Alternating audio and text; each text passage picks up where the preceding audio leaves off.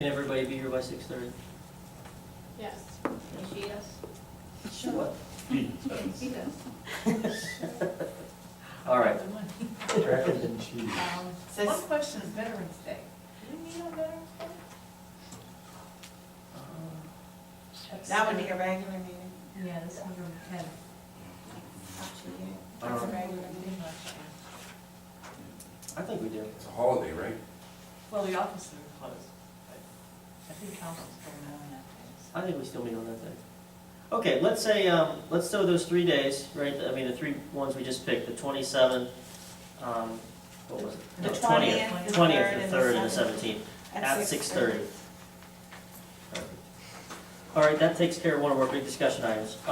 Is there anything else, you said you weren't gonna walk us through the entire manager report. Is there anything else on the manager report you wanna draw our attention to? Those are the only two things that we need action for. We need you to authorize us to advertise the budget schedule and to authorize the advertisement of the garbage specs. If there are any questions on any of the other items, I'll try to address them, although John pulled the manager report together. Okay.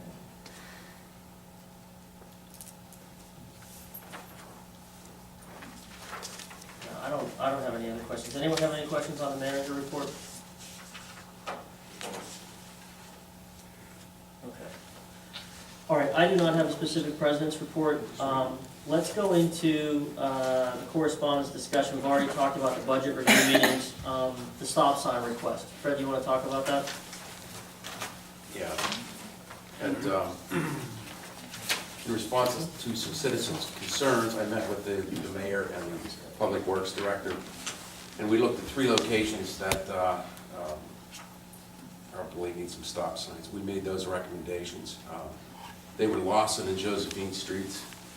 On Josephine, cars parked along the edge there, and they also park on Lawson, given a restricted view of the intersection. So we recommend a stop sign there. Of course, we're gonna have the public works director, and I think the engineer maybe too, make some comments about it. The other intersection was Grafton Boulevard at McCormick. Again, it's not a tactic to slow cars down. It is, there is a restricted view there. We saw pictures 2 weeks ago of that intersection, and it's hard to see around the corner there. The third is the intersection of South Glenwood and Promenade Street. Same thing, cars park, and the intersection is restricted. So with that, maybe, did you have some comments about these stop signs? I actually rode today with the representative from Gateway, Michael Haberman, who is, I guess, a traffic engineer. It was my recommendation that there's certain criteria needed to install stop signs. One being traffic counts, where there's just over 6,000 vehicles that use or access the roadways. A site clearance issue, where traffic entering onto one roadway from another has a site clearance issue. And the third one is being accident crash counts. And obviously the police are the ones that you would go for trash counts, or crash counts.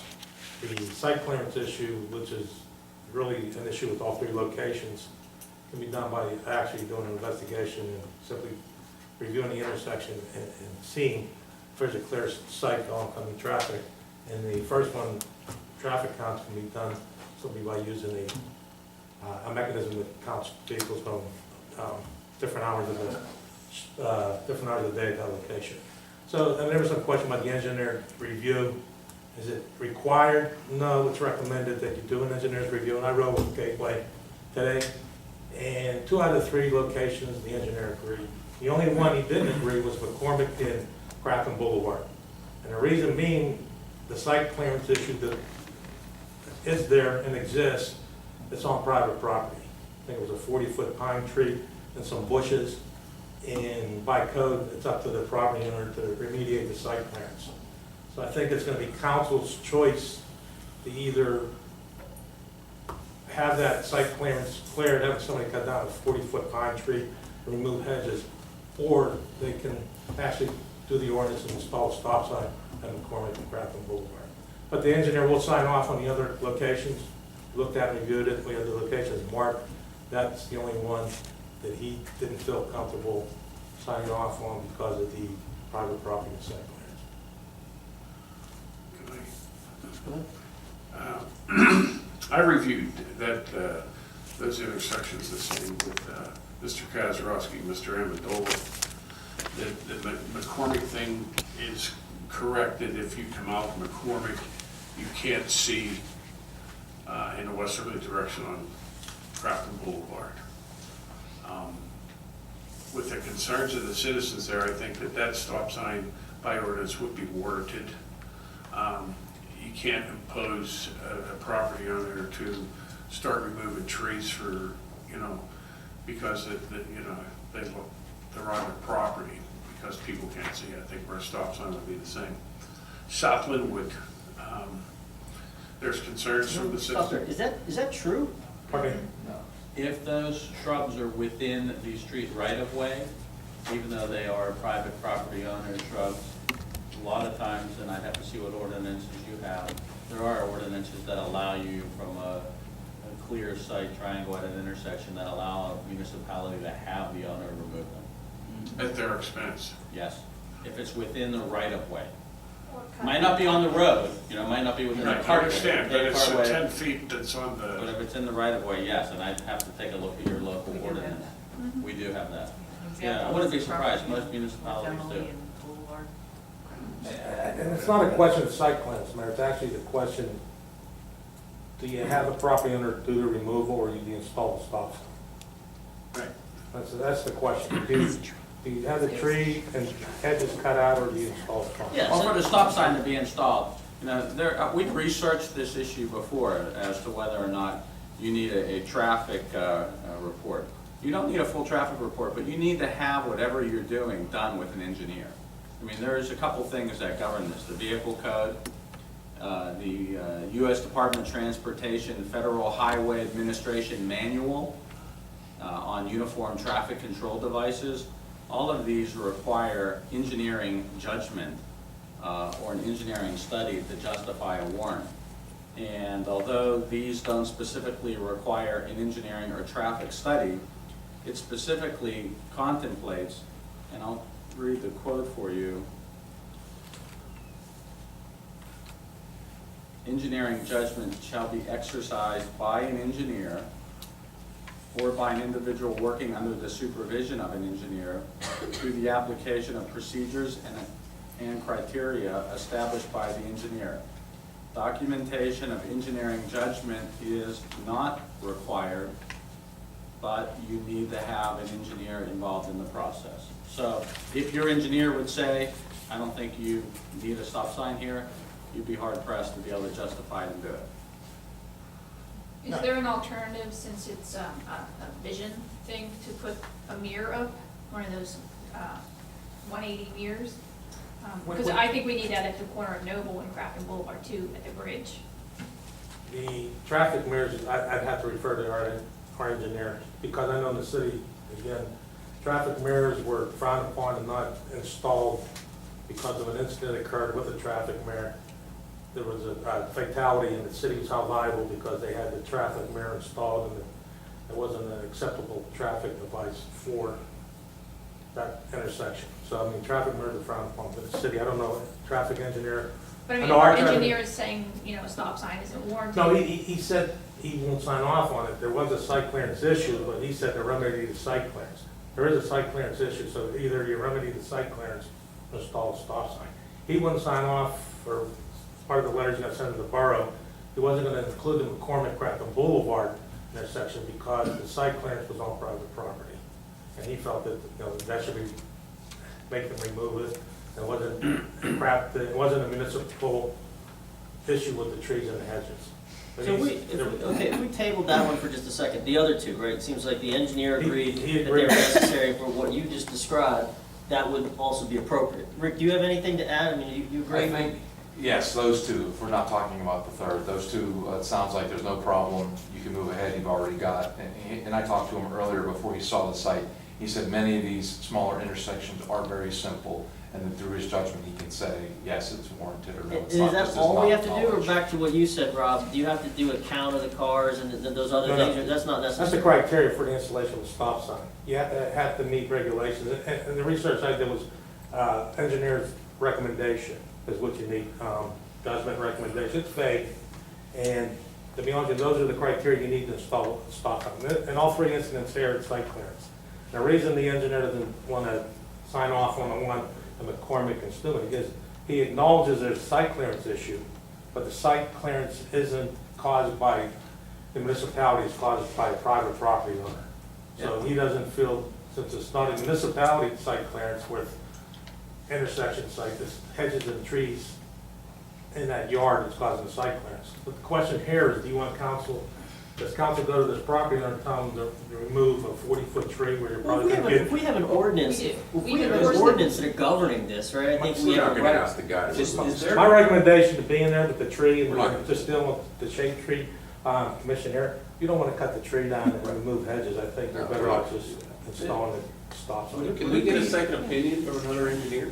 It's not an engineer, it's not, the engineer knows it's a site clearance issue, it's just how do you remedy the site clearance issue? You put Would a it be stop out of sign in line? it, Would it be out of line? I don't like the idea of having to ask this, residents to cut down a tree and bushes like that. Would it be out of line to say, hey, instead of doing this, pay for the stop sign? I don't think this is a cost thing. It's right? not a This is cost This is thing? not a cost Then thing. what's the problem? You If can't there's ask no a problem, private This is not a citizen to cost. pay for then a if it's stop no sign. problem, just put a stop sign there. You have to meet criteria and warrants to have a stop sign. So You we do, have to do you meet the traffic site study. clearance criteria. If you don't put a stop sign in there now, and that bushes and hedges, and there's an accident occurs there after this meeting, then the borough might be held liable because of non-action. So you either You put a have to stop do sign in something. the. Now that you know there's a problem and it's a dangerous condition that's been brought to your attention, you need to address it. I would recommend you look at your ordinance for the removal of trees or shrubs if it's permitted under your ordinance. I don't think you can just unilaterally decide without having an engineer tell you that it was some oversight of a process that you could have a stop sign. Is there any Can way? it just be trimmed? Does it necessarily have to be removed? I don't It know can be that, I've trimmed. not seen it. Can I make a suggestion? Since there is a site clearance issue, and the engineer doesn't want to sign off because his private property is involved in the site clearance, maybe an engineer's statement or comment that states that there is a site clearance issue, but it's on private property, and maybe a stop sign installed until the site clearance issue is resolved. Because there is a site clearance issue. It meets the warrant for a stop You have sign. to adopt an ordinance and put a stop sign in. I mean, you can't just willy-nilly decide, I'm gonna put a stop sign in. No, we didn't willy-nilly. We know that it We did a takes site time. investigation, and there is a site clearance issue. You have to This isn't- advertise an ordinance, you can't just. But We know that. I'm not saying do it tomorrow, I'm saying, put the stop sign, do the orange. You're not gonna have those people cut down a 40-foot line that's probably been there for 30 years. To me, the reasonable, common sense tells you to install a stop sign. And that's really to supersede any type of rules and regulations there are. It's common sense tells you you need a stop sign there. You put the stop sign in.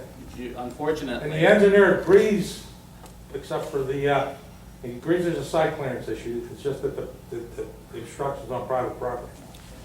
Let me just say this, you've unfortunately put me on the spot as the solicitor, so I have to disagree with you publicly, and I usually don't like to do that. And the reason you put me on the spot is because you said that the engineer agrees there's a site clearance issue, and the engineer may state that. I don't know if a site clearance issue is the proper basis, especially one on private property, for the installation of a stop sign. And what it sounds like to me is that the engineer has determined there's a site clearance issue, but in this engineer's professional opinion, it's not proper to install a stop sign to address it. There's another remedy. Now that we know there's a dangerous condition, I would suggest that that remedy has to be pursued quickly. Now, I know it's not palatable to tell a private owner to remove a tree. I'm not being cold and callous, but I'm telling you, under the law, now that you have a hazardous condition, and if you have an ordinance that applies to this scenario that says you have a way to remedy it, then you need to remedy it. And you want to work with the private owner, maybe your public works crew could do it with their consent. You know, there are other suggestions. I'm saying you could probably solve the site clearance issue much more quickly than adopting an ordinance for the installation of a stop sign, especially one that may not be proper, because you don't have an engineer. Can we get Tell an me. engineer, another opinion from a different engineer? Can we do that? Why can't we do I mean, that? I don't think it's appropriate to look for an engineer that's gonna tell us the right answer. Second opinion, it's like surgery. No, the engineers, Doesn't sound right. they'll give you the same response. Yeah, I think what the engineer's commenting on is that he knows the ordinances are to remove the obstructions from private property. That's very common. So even if an engineer would tell you, yeah, go ahead and put a stop sign, you still have an ordinance that says that it should be removed. So I think you still have to wrestle with that issue. I guess one option or a potential thought is, I don't know if you're able to waive the ordinance issue, and then maybe what's stopping the engineer from saying he would sign off is because he knows that that is the other option. So I don't know if you have the ability to say, in this case, we're going to waive the ordinance issue and not remove that, and maybe that changes then the engineer's opinion that if it's not violating an ordinance, then maybe the site view becomes the dominating situation. So, but I don't know, I can't comment on whether or not you could could avoid enforcing the ordinance for that particular location. Tends to be an all or nothing.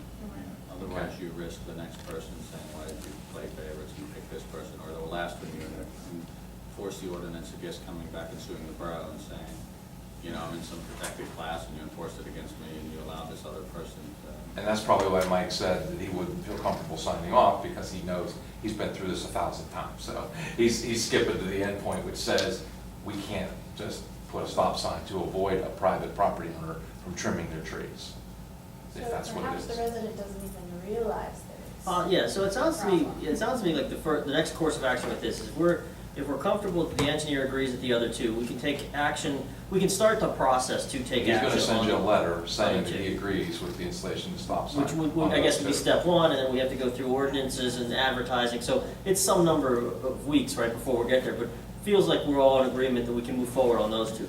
The other one, it seems that what should happen is the, The resident should be notified. well, the resident should be notified by way of, The ordinance officer. the ordinance officer, to go down there and say, hey, it's in the right of way, right, we can't see, and if it's possible for it to be trimmed, and then the engineer agrees that, hey, now we can see, we're fine, right? If it needs to be removed, well, then we'll discuss those options at that time, right? If it can't be trimmed to the point of allowing sight. Plus, you let's protect find out. yourself by immediately enforcing your ordinance in the event of an accident. You can't just unilaterally go into private property and remove somebody's. No, But if you start the process of having them do it, that's what your ordinance allows. And if anyone would come back against the borough, you would say, we became aware of the situation on private property and we were pursuing it. All right, so I would ask Debbie to inform the ordinance officer to take a look at it, possibly with Mr. Kazarowski, right? Drive down there with him, bro, and look at it, and see if we believe it can be trimmed. But let's make the resident aware, right, where we're headed, because we can't put a stop sign. And I would suggest in the future, this is probably now an executive session item, since it deals with the enforcement of an ordinance against one of your citizens, and you can discuss that in the executive session. Okay. I just make a recommendation, when Gateway, when they send a letter in with the concurrence of the two locations, just put maybe a brief note why the third one was being rejected. Just put You notation. want all that together in one letter?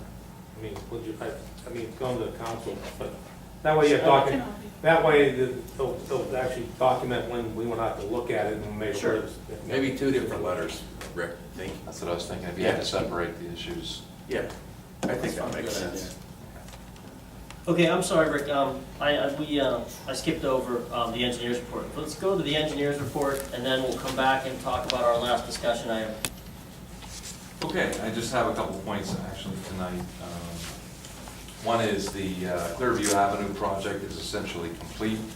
We'll still need to walk the site and develop a punch list item with the Director of Public Works. We're also addressing some specific concerns related to some drainage on Harris. So that's still being evaluated. working with Public Works Director and the interim manager to properly address that. So that's underway. And then also the 2014 road program, which consisted of storm drainage, ADA ramp work, Crafton Boulevard milling and paving, and Woodlawn milling and paving. All of that work is complete, and we have a meeting, or scheduling a meeting with the Public Works Director to walk that site and develop any punch list items before we let the contractor go. Tomorrow. Okay, great. And that's all I have. Okay, are there any, you have a question? The item that was brought up at the last council meeting about the section of curb on the 401 side, we're up to the paper alley. Was that addressed as far as the left side, let's say looking up the hill, the left side was done and the right side only went to the driveway? Was that issue from that last section of driveway to that paper alley, was that curbing, was that ever addressed or questioned? That is part of the assessment and the recommendations and the conditions that have been assessed. So the curb is part of the entire evaluation of Harris. Okay, thank you. Any other questions for the engineer? Okay, would you be able to stay? Yeah, Okay, I don't think we'll be, the meeting, we have a small business agenda, so we won't be very long, I don't suspect. All right, if there's no more questions for the engineer, let's move on to our, we discussed the budget, we discussed the stop sign, pickup truck purchase. This, who put this on the discussion? Was it Rob? I asked, what we have budgeted right now for 2014 is a $38,000 purchase for a new leaf vac. After going down to the facility, meeting with the guys, there was an issue with the one leaf vac, a hydraulic problem. They said it's probably one of the best ones they have. It's an older model. And we were evaluating equipment. I think in brief discussions with Chair of Public Works, we thought the pickup truck would be a viable solution. And next year, seek 902 grant money to purchase a leaf vac. That could be part of the recycling program, and there is grant money available in the recycling program, and specifically a 902 grant. So I think we could probably solicit funds for the leaf vac purchase, since it falls on the guidelines of the 902 Recycling Act, and purchase a new leaf vac next year. Can you talk a little bit about what you think the benefits are of getting a pickup truck? Well, just for the short time I've been there, I noticed a lot of equipment, heavy equipment like asphalt patching today, I mean the roller and so forth, heavy equipment is being put on the back of a dump truck. It's heavier to lift, it's higher to lift. A lot of resources are taking the dump trucks to actually travel to different locations to get parts or supplies that are needed. We're taking a dump truck. I think a pickup truck will be used safely on alleys, dead-end streets during the paving process with a small salt hog. I mean, trying to contact somebody that's actually sells natural gas vehicles, and I think there's grant money that might be available up to 6 months after you purchase a natural gas vehicle, with fueling being available down, I believe, in the across the Thornburg, right before the Thornburg Bridge, the CNG place down there. So I mean, there's a place to access the natural gas. I think there's grant money available. And I think that it's a win-win, not only with the LEAF Act seeking grant money, but also grant money for the CNG pickup truck. And again, I think it's be easier to navigate the alleys, the dead-end streets in the borough with a smaller pickup truck during winter operations, and I think it'll be a valuable tool to actually transport tools and material to the job sites for the crews. Okay. Why don't you vet out what the cost would be? So go ahead and estimate it out, right, for which vehicles, or, you know, natural gas, not natural gas, right? It seems logical that we should be able to, it should be an under budget item at 38,000, but we don't know yet, right? So just go ahead and figure out and get some estimates. I have a few estimates already for pickup trucks. I'm waiting for the CNG estimate to come in. Okay. On that pickup truck, would you be able to put a snowplow on? Yes. The purchase price that I have is already, has the outfit already set up for a snowplow. And actually, we can have a salt spreader also installed in the back. There's a hopper spreader on the back, it's small plastic, it's lightweight, and it's great for small tertiary streets and else. And would it be more convenient to try to get our own filling station right down the clerk's garage. Just Probably probably, the close proximity you have to the creek, you probably have some DEP and EPA issues with trying to install. Unless you go above ground, you might be able to do something above ground, but you're not gonna be able to dig into that ground in there as close as you are, to the creek. I think in the long run, cost is cheaper. Something to look into, but there's probably EPA and DEP rules that probably be tough to get around. Did you, I didn't see the estimates on Cubby. You have them yourself. I You haven't haven't shared them. No, I'm just gonna wait till I get the CNG one, to Okay. do a comparison. Good enough, good enough. When you get that, share them with us, and, we'll discuss it again at the next meeting, and if it's, an under budget item and it's what you recommend, we can talk about it, potentially vote. Any other questions about the, pickup? No? Okay, let's go into, the business agenda. I have a question about correspondence in general. Okay. Correspondence. So the emails that we receive in our emails at, craftonborough.com. I'm sorry, .org. What is exactly the policy on responding to those emails? I'm not sure if you've seen your emails or not seen your emails, but there's a specific gentleman who has been emailing us with, I'm not sure if anyone's responding or not responding, but he's clearly upset that no one is responding to him, and I just want to know, do we respond to all correspondence regardless? Is there one person that responds? Do we not respond at all and we do it publicly in a meeting? Just how is correspondence like that handled, period? Wasn't that in the code of conduct we voted? Well, I'm not sure if it was or not. I'm think asking there was now a though, line. because he's very upset that no one's responding to him. And, I was directed that we didn't respond. So I'm not comfortable with the not responding, but Well, there's problems with us responding great, especially when we all get sent the email and then we respond, and now we're engaging in an online discussion, right, with the whole council, right? and That gets I'm not tricky. looking to respond to solve the problem of what's I understand. happening, but some kind of response, just acknowledging that we received it and that we will notify him or something. We need to respond Deb, did you somehow. wanna- Yeah, my suggestion would be that if it's something that you determine needs to be responded to, that you would forward that to the manager and ask the manager to respond. That way it's uniform, consistent, you know that it's taken care of. So, obviously you're gonna get some that you don't really think need a response.